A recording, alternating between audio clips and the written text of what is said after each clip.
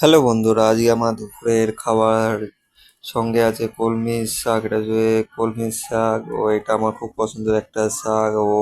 সঙ্গে কাসুন্দিটা দিয়ে প্রথমে ভাতটা মেখে নেবো। আপনারা কি এইভাবে কজন খান আমাকে নিশ্চয়ই কমেন্ট করে জানাবেন।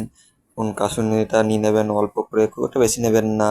ঠিক আছে বন্ধুরা, এইভাবে ভালো করে ভাতটা মাখবেন। প্রথমে মেখে নেবেন, তারপরে একটু শাক নেবেন এবং শাকটা দিয়ে এবার ভালো করে এক মুঠো ভাত নেবেন। নেওয়ার পর ডাইরেক্ট হাঁড়ি ভরে দেবেন, মুখে খেয়ে নেবেন।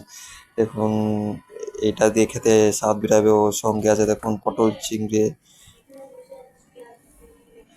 দেখুন, এটা পটল চিংড়িটা দেখতে খুব সুন্দর হয়েছে। ও কি সুন্দর, ও দেখতেও ভালো লাগছে।